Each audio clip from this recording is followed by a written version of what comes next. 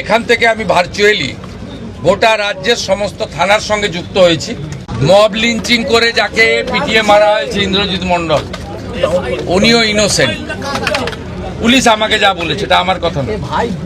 আমরা শুধু বারুইপুরের ইনসিডেন্ট নয়, কোথাও এই ধরনের ঘটনা এই রাজ্যে যাতে না ঘটে তার ব্যবস্থা প্রথম থেকেই নিচ্ছি। আজকে এখান থেকে রাজ্যের সমস্ত থানার ওসিআইসি সিপিএসপিদের সঙ্গে আমাদের কথা হয়েছে। আমি শুধু একটা কথাই বলবো যে সরকার ক্ষেত্রে যা করার করছে এবং আমার সঙ্গে ওই আমাদের পরিবার, প্রথমত যে পরিবারটি ক্ষতিগ্রস্ত হয়েছে, একরত্তি একটি ছোট্ট কন্যা সন্তানের উপর পাশবিক অত্যাচার করে খুন করা হয়েছে, তারাও মিট করেছে। তারা নিশ্চয়ই আপনাদের বলেছে বা না বললেও আমার জানার বিষয় নয়।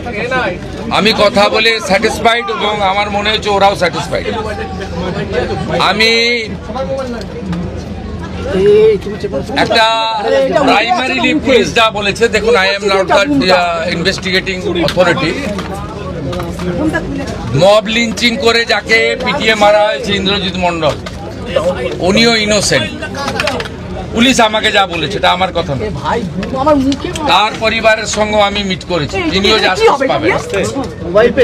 যত পুলিশের গাড়ি ভেঙেছেন, রেল লাইন উপড়েছেন, প্রায় অ্যাপ্রক্স 200 আইডেন্টিফাইড হয়েছে, প্রত্যেককে অ্যারেস্ট করা হবে। একটা লোককেও ছাড়া হবে না। পিছন থেকে যারা উস্কেছেন, পলিটিক্যাল লোক যারা ইলেকশনে রিজেক্ট হয়েছেন, কেউ ক্ষমতা থেকে গেছেন, কেউ শূন্য থেকে এক হয়েছেন, এবং radical force, anti national force যারা পিছন থেকে উস্কেছেন, তাদেরকেও আইডেন্টিফাই করা হয়েছে। তাদের কল রেকর্ড ইত্যাদি ডিজিপির নেতৃত্বে এসটিএফ সব কালেক্ট করেছে।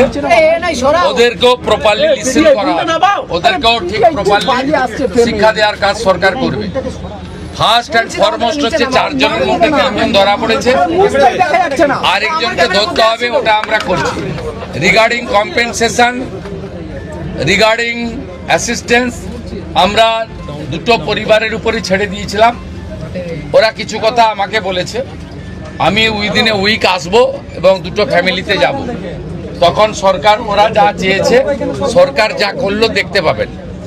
সূর্যপুরে ভিকটিম ফ্যামিলি একটা আউটপোস্ট চেয়েছেন, আমরা আউটপোস্টও ডিজিপি এইচএসকে বলেছি করতে হবে। প্রয়োজন হলে রেন্টাল বাড়ি নিয়ে খনি চালু করতে হবে, এবং আমি যখন ভিকটিমদের সঙ্গে মিট করতে আসবো তখন আউটপোস্টের ইনোগ্রেশন হবে। আমরা এখানে অনেকগুলো ডিসিশন নিয়েছি, সেগুলো প্রপারলি আমরা দেখব। আপনারা ভিকটিম ফ্যামিলি যেমন কনফিডেন্স রেখেছেন সরকার পুলিশের উপরে, আপনারাও রাখতে পারেন। আমার মনে হয় না এর আগে কোনো পুলিশ মন্ত্রী বা মুখ্যমন্ত্রী এই ধরনের পীড়িত পরিবারের কথা শুনেছেন বা বলেছেন। আমি এটা মনে করি এটা ডিউটি, আগের লোক করেনি বলেছে আমি করব না তা না। আমি এখানে এমপি এমএলএ পলিটিক্যাল পার্টিকে ডেকেছিলাম। এমপি সায়নী ঘোষ তিনি মিট করেছেন, মাননীয় বিধায়ক প্রাক্তন স্পিকার বিমান ব্যানার্জি মিট করেছেন। 1-to-1 কথা হয়েছে, সেটা আমি বাইরে বলবো না। আমার মনে হয়েছে তারাও স্যাটিসফাইড। বিজেপি 3 জন এমএলএ মিট করেছেন, গোসাবার বিকন্ন নস্কর, রূপা গাঙ্গুলি এবং দেবাশিস ধর। তারাও কিছু বক্তব্য আমাকে বলেছেন, তাদেরকেও আমি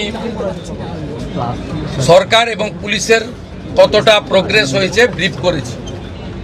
আমার বিশ্বাস, এবং এখান থেকে আমি ভার্চুয়ালি গোটা রাজ্যের সমস্ত থানার সঙ্গে যুক্ত হয়েছি, আমি তাদের পরিষ্কার বলেছি যে ঘটনা রোধ করতে হবে এবং প্রপার আপনার যে প্রসিডিওর আছে, ভারতীয় ন্যায় সংহিতা, সুপ্রিম কোর্টের একাধিক গাইডলাইন, জাতীয় মহিলা কমিশন, জাতীয় মহিলা শিশু রক্ষা কমিশন, পস্কো অ্যাক্টের আয়তায় যেগুলো গাইডলাইনগুলো আছে, হিউম্যান রাইটস কমিশনের যে গাইডলাইনগুলো আছে, রাজ্য সরকারের যে বর্তমান সরকারের যে মনোভাব, বারে বারে মুখ্যমন্ত্রী যে কথাগুলো বলছেন, তার মন্ত্রীরা বলছেন, ডিজিপি যে নির্দেশ দিচ্ছেন, এগুলো আপনাকে ফলো করতে হবে। আমরা পুরো বিষয়টা দেখেছি। এখানে মিসিং ডায়েরি হয়েছে আগের দিন রাত্রিবেলা 11:50 PM। তারপরে ক্রমান্বয়ে যে ঘটনাগুলো হয়েছে মিনিট টু মিনিট আমি প্রাইমারি অ্যানালাইসিস করেছি। সূর্যপুর থানার ক্যাম্প ইনচার্জ দিদেন IC Baruipur, SDPO Baruipur, additional SP Baruipur, in presence of the DGP and SP ADG IG, আমরা আমাদের পার্টেও পুরো অ্যানালাইসিস করেছি। আমি ডিজিপিকে 72 ঘন্টা টাইম দিয়েছি। তিনি আমাকে, আমি যা ফাইন্ডিংস পেয়েছি, ওনার যে অ্যাডমিনিস্ট্রেটিভ প্রসিডিওর রয়েছে, প্রসিডিওর অনুযায়ী একটা রিপোর্ট দেবেন। রিপোর্ট দেওয়ার পরে অ্যাডমিনিস্ট্রেটিভ পার্টে আমাদের যে অ্যাকশন নেওয়ার, আমাদের কোনো লোকের যদি কোনো ওই টাইমের মধ্যে কোনো শিথিলতা থাকে 1%ও, সেক্ষেত্রেও খুব স্ট্রং অ্যাকশন নেওয়া হবে। আমি পাওয়ারে আসার পরে বা মুখ্যমন্ত্রিত্ব দায়িত্বের পরে আরজি করের মামলায় 3 জন টপ আইপিএস অফিসারকে সাসপেন্ড করেছি। এক্ষেত্রে আমার মেসেজ খুব ক্লিয়ার আছে, সবাই সেটা দেখেছে। আমি খুব পার্সোনালি স্যাটিসফাইড যে ওইটুকু একটা বাচ্চা মেয়ের পরিবার, সেই পরিবার এন্টার আমার সঙ্গে প্রায় 10 জন বাবা মা সহ মিট করেছে এবং তারা কনফিডেন্স জানিয়েছে, আস্থা জানিয়েছে সরকারের উপরে, মুখ্যমন্ত্রীর উপরে, পুলিশের উপরে। এটা আমার আজকে বড় প্রাপ্তি।